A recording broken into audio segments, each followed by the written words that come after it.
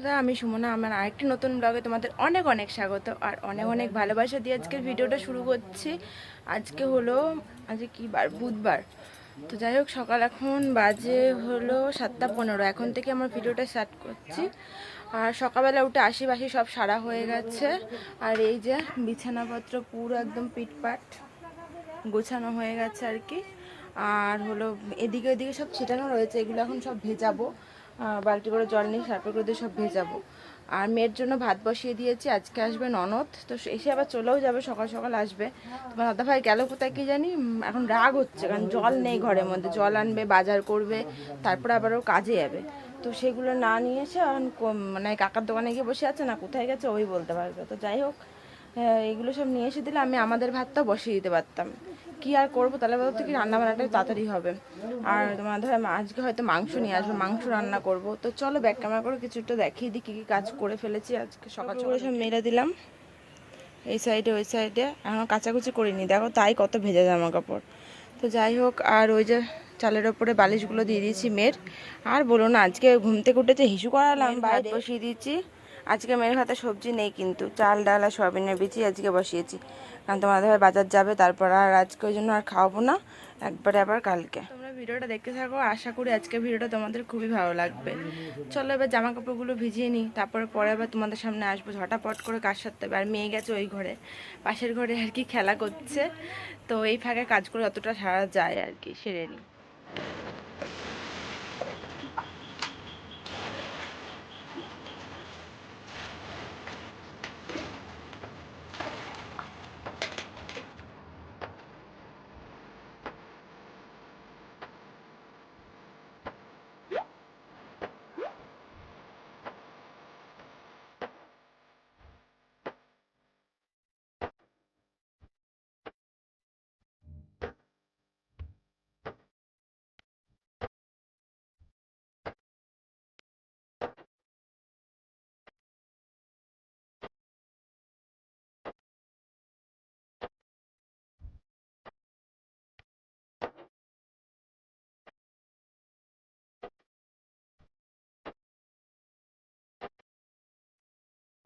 বিভৎস গরম পড়েছে, বিভৎস। সকালবেলা উঠে গরম লাগছে।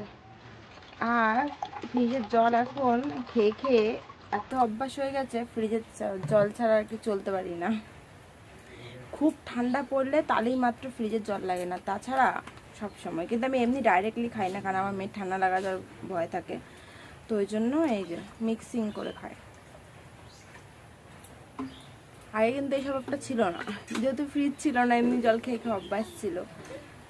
তো ফ্রিজ হওয়াতে ঠান্ডা জল খেয়ে খেয়ে এখন আর মানে এমনি জল খেতে পারি না ঠান্ডা জল মিক্স না করলে।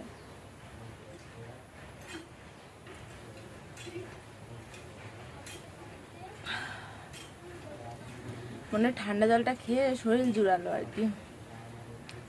বাসি পেটে জলটা খেয়ে নিলাম। বাসি পেটে জল কিন্তু খাওয়া খুবই ভালো, 1 গ্লাস করে, কিন্তু আমি না সহ্য করতে পারি না, আমার পেটে ব্যথা করে। সকালবেলা খালি পেটে যদি জল খাই আমার পেটে ব্যথা শুরু হয়ে যায়। কিন্তু কি করব, গলা এত শুকিয়ে গেছে, এত শুকিয়ে গেছে, জল ছাড়া চলতে পারতাম না।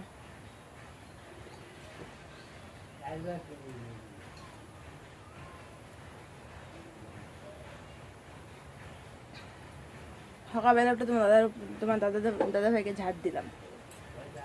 কারণটা শুনবে, মাথাটা গরম হয়ে যায় না। কালকে দেখলো ঘরে জল নেই, কিছু নেই। তা আমার রান্না বান্নাটা করতে হবে তাড়াতাড়ি করে, বলো।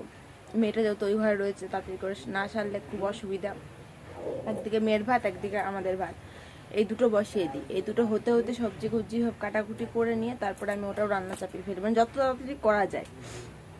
ওদিকে আবার কাচাকুচি থাকে, রান্না চাপিয়ে ঢেকে থুয়ে আবার দৌড়ে যায় কাচাকুচি করতে, আবার অর্ধেক কাচাকুচি করে এসে আবার রান্না করে, রান্না দেখে রানি আবার যাই ধুতে। মানে এরকম করি, মানে আমি সকালবেলাটা কি বলবো, সারাদিন দৌড়াদৌড়ি করতে করতেই দিনটা চলে যায় আর কি। চলো ভাত বসিয়ে দিতে, মাধব ভাই জল এনে দিয়েছে। মানে কি বলবো, জানে তো দোষ করে, যেমন কিছু বলে না, চুপ করে রয়েছে। আমি যা বক বক করলাম ও চুপচাপ শুনে নিল, কারণ কি করবে, কারণ দোষ তো করেছে। তো যাই হোক, চলো ভাতটা বসিয়ে নিই, না আরও বেশি লেট হয়ে যাবে। তোমরা ভিডিওটা দেখতে থাকো।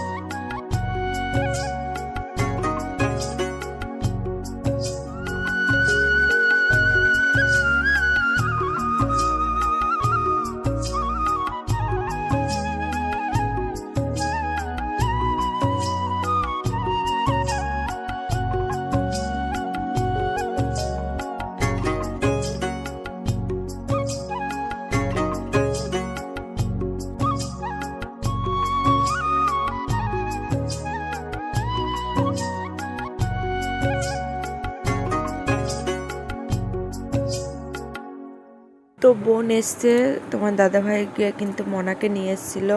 তো মনা দেখো আর আমার মেয়ের সাথে কিন্তু এতক্ষণ ধরে খেলাধুলা করছিল। তারপরে আসলো বোন।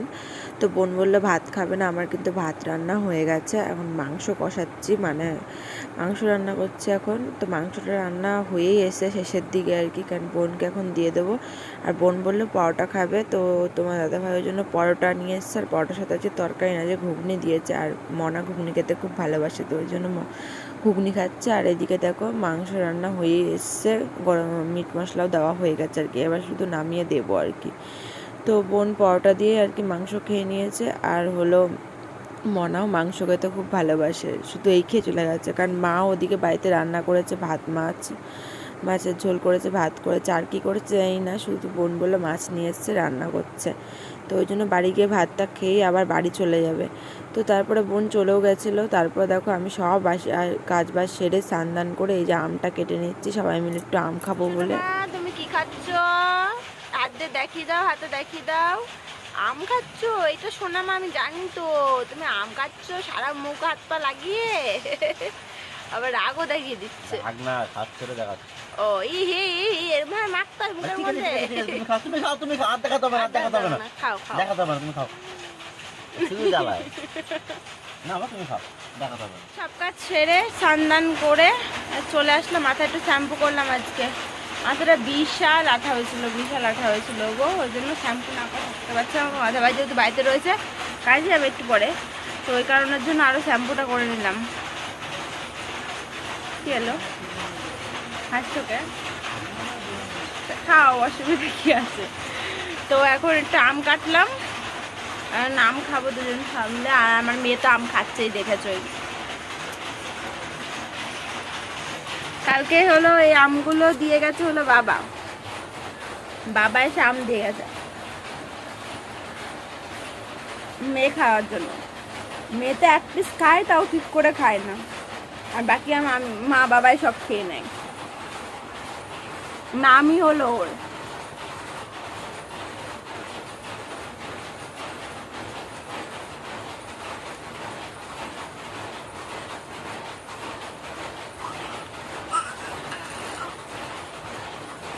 স্নান করে এত গলা শুকিয়ে গেছিলো, চিনি খেয়ে আগে জল খেয়ে নিয়েছি, তারপরে চলে আসলাম ফল খেতে। ফল বলতে আম, যাই হোক।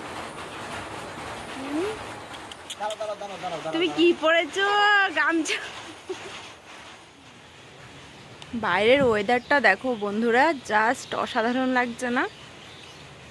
দারুণ লাগছে কিন্তু। আর এই পাশে দেখো মেঘ করেছে, হাওয়া দিলে মেঘ সরে যাবে, আর না হলে এইখানেই বৃষ্টি হবে আর কি। এখনের দিনকার, এখন আর যেখানে মেঘ সেখানে বৃষ্টি।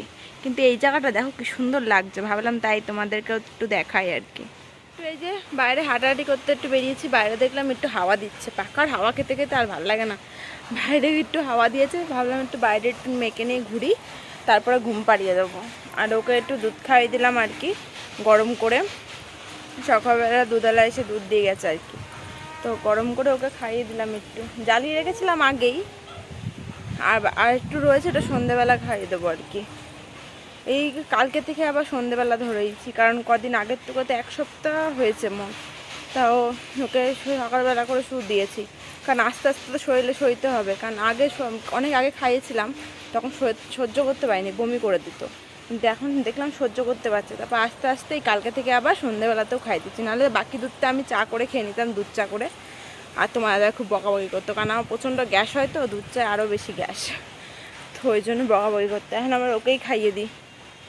এই যে শোনা মা, আমার ফ্ল্যাঙ্কিস দিয়ে দাও তো, এটা ফ্ল্যাঙ্কিস দাও, দেবো না, ভালো লাগছে না মেয়ের। চলো পরে আবারও দেখা হবে, একটু বাইরে ঘুরে এখনই ঘরে চলে যাবো, নিয়ে গিয়ে ওকে ঘুম পাড়াবো, ঘুম পাড়িয়ে দেখি একটুখানি হয়তো শুয়ে থাকবো, এই আর কি। তারপরে ঘরে এসে মেয়েকে কিন্তু ঘুম পাড়িয়ে তারপরে আমিও একটুখানি শুয়েছিলাম, তারপর এখন দেখি মেয়ে আর কি ঘুমাচ্ছে এখনও কিন্তু। তো আমি উঠে পড়েছি, বাইরে বৃষ্টি হচ্ছে, তো ভাবলাম জামা কাপড়গুলো ভাঁজ করে গুছিয়ে নিই, আর যেগুলো ভেজা সেগুলো মেলে দিই, বেশিরভাগই সব শুকিয়ে গেছে, একটা দুটো আর কি ভেজা, তো সেগুলো মেলে দিলাম। আর সব জামা কাপড় মানে এখন ভাঁজ করে তুলে রাখবো। তোমার দাদা ভাইয়েরও আসার সময় হয়ে গেছে, তোমার দাদা ভাই এখনই চলে আসবে, ও স্নান করবে তারপরে ওকে খেতে দেবো। আর ওদিকে কিন্তু আমি হাঁড়িটা মেজে নিয়েছি, কারণ না হলে রাত্রেবেলা তো হাঁড়ি মাজতে নেই, ওই জন্য। আর ভাত কটা বাটিতে রেখে দিয়েছি। ও আসলাম আবার বিকেলবেলা তোমাদের কাছে একটা মানে কি বলবো কথা বলতে আসলাম।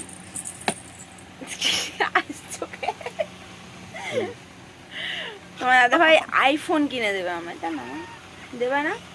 হ্যাঁ, আইফোন কিনে। হ্যাঁ, ভাবতে হচ্ছে আইফোন একটা গিফট করবে, শুনে যে কি খুশি আমি, তাই না? বলে একটা আইফোন দেবা তো, কি বল? হ্যাঁ, নিজের থেকে তো বললা যে একটা আইফোন গিফট করবা, আমার এই ফোনটা নেই নেবা, আইফোন দেবা একটা, বলুনি? হ্যাঁ বলেছি, কিন্তু এটা কিডনি বিক্রি করতে পারলে দাঁড়াবে। ও, কিডনি বিক্রি করবা কেন? দুটো হ্যাঁ। কিডনি বিক্রি করলে একটা আইফোনের দাম হবে। দুটো কিডনি বিক্রি করলে? আর মেয়েও দিচ্ছে সাই, মেয়েও বলছে হ্যাঁ হ্যাঁ দুটো কিডনি বিক্রি করলে আইফোন হয়ে যাবে। অবশ্যই সেটাই করা বাকি আছে। বাবাই, ও বা, দুটো কিডনি বিক্রি করলে একটা ফোনের দাম হবে। হ্যাঁ, হবে? হ্যাঁ করলি তুই? হ্যাঁ, এই যে হবে হবে। আরে বাবা, হবে না? আমা, মাঠটা বিক্রি করে দেবো বাবা, মাঠটা বিক্রি করে দিই, মাঠটা বিক্রি করে দেবো। হ্যাঁ দিতে পারো, কোনো অসুবিধা নাই। আবার আসে। চলো বন্ধুরা, আজকের মতন ব্লগটা এখানেই শেষ করছি। নেক্সট দিন আবারও দেখা হবে নতুন ব্লগের সাথে। সবাই সুস্থ থেকো, ভালো থেকো। আজকের মতো সবাইকে টাটা।